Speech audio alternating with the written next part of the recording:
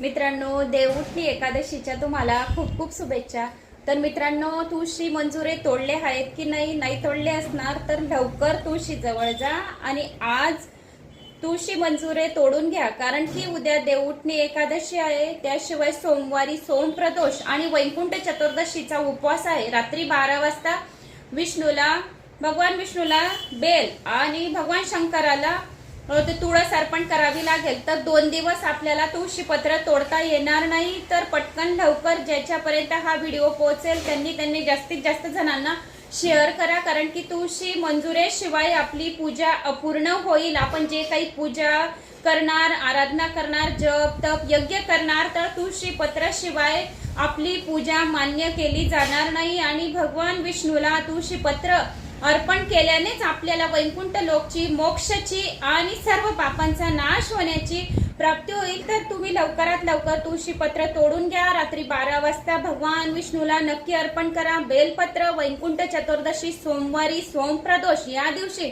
आणि भगवान शिवाला तुळस अर्पण करायची। जे मुलं अभ्यासात हुशार नाही त्यांनी आईंनी करा हा एक उपाय। एक शहदची बाटली आणायची आहे आणि रात्री 12 वाजताच हा उपाय करायचा आहे।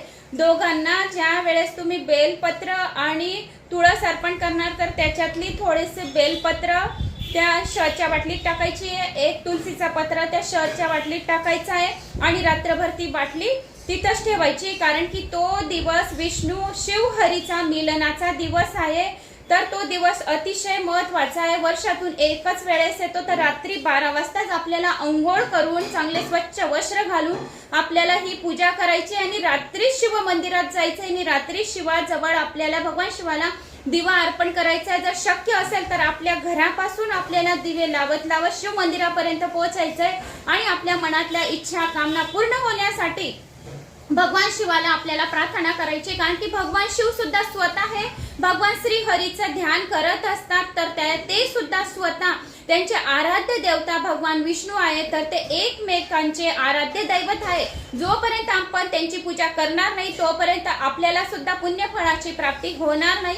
म्हणून सर्वात जास्त हा व्हिडिओ शेअर करा आणि लवकरात लवकर तुळशी पत्र तोडा आणि एअरटाईटच्या डब्यात ठेवा, कारण की रविवारी तुळशी पत्रे तोडता येत नाही, जल अर्पण करता येत नाही। त्याशिवाय एकादशी आहे तर माता लक्ष्मीचा उपवास असतो भगवान श्री हरीसाठी। तर उपवास मोडल्याचे दोष आपल्याला लागतील, म्हणून आपण त्या दिवशी जल अर्पण करू शकत नाही आणि तुळशी पत्र पण तोडू शकत नाही। तर लवकरात लवकर तुळशी पत्र तोडून एअरटाईटच्या डब्यात ठेवा आणि आपल्याला करोडो गुना पुण्यफळाची प्राप्ती करून घ्या। जय श्री हरी।